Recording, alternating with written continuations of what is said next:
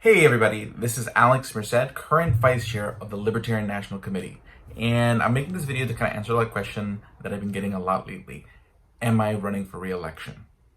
And this is going to be a long story. I'm going to tell you sort of, the whole circumstances around what I'm about to say, if you stick around for the video.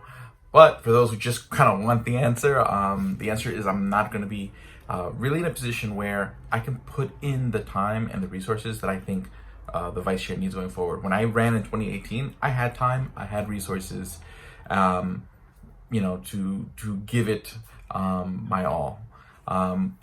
Things have changed. I'm going to talk more about that, but I don't feel comfortable asking you, the delegates, the members of the Libertarian Party, asking for your vote if I cannot give it everything I think this position needs to have.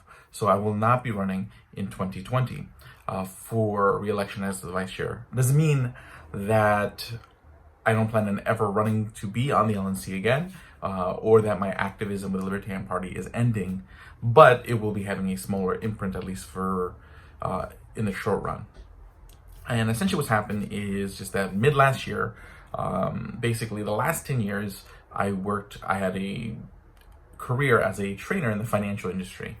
And I had established myself enough where, again, I had the time and resources to dedicate a lot of time to party activism, to dedicate a lot of time to spreading the ideas of liberty. But, different priorities changed in life, and I decided about mid last year, towards the end of the summer, that I was going to change my career to something that I've always kind of had a passion for, technology, and particularly software development, that I wanted to kind of pursue more. I'm someone who talks a lot about individual empowerment and being able to make your life what you want it, and that's why it's important to protect freedom, why it's important to be free, why the libertarian mission is so important. So that way all of our potentials can be our own, up to us. And so I acted on it, and I ended up starting last September, I did a coding boot camp with General Assembly. From September to the beginning of January, which ended up taking all my time. Was a around-the-clock effort, because you're basically cramming years of education to a few months. So that happened, and so basically I kind of fell off the face of the earth, as you've probably noticed. And then as the program wound up, I thought, okay, I'm going to have some free time to kind of catch up with things. But I was actually more fortunate than I expected. I ended up getting a couple of job offers, which I accepted. So now I have 2 jobs, mainly because generally coming out of a boot camp, you're an entry-level developer. So there's a couple of things you don't expect. You don't expect that you're going to get offered more senior level positions, and you don't expect that you're going to get offered positions where you're going to be working remotely that early in your career. And I ended up getting 2 offers that fit that role, where basically I was so now I'm working with Crossfield Digital as a full-time developer, where I'm basically developing day in and day out and working remotely. And also General Assembly, having kind of seen the videos I make and then the way I teach and the way I explain ideas, also extended me an offer to be an instructor lead with them as well. And I'll be starting teaching a remote class that begins in February 3rd. So essentially, my plate's a little full in establishing myself in my new career, which is going well, and I want to make sure it continues to go well. So I will still be active. I will still be involved in spreading the ideas of liberty and encouraging people to get involved with the Libertarian Party, to become members, to vote for Libertarian candidates, to be Libertarian candidates. But I'm not in a place where I can ask you guys to vote for me to be in a position of leadership on the National Committee. Because I just won't have the time to do the committee work, to go to the meetings and whatnot. Well, I will be able to make it to the meeting next week in Reno, and I will be able to make it to the National Convention. I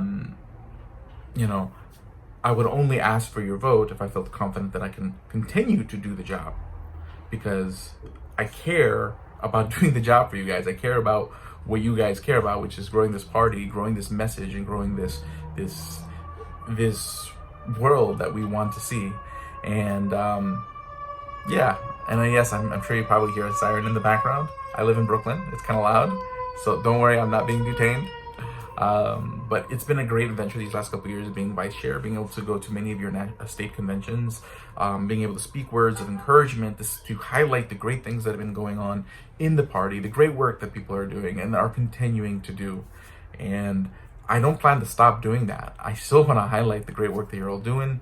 It'll just be in a different, smaller capacity for the time being. And I thank you guys for all the kind words over the years, all the faith that you've placed in me. And I do hope that in whatever way I can continue to provide you, in whatever role that I take, contribute something to the movement that'll continue to allow that faith to continue to be warranted.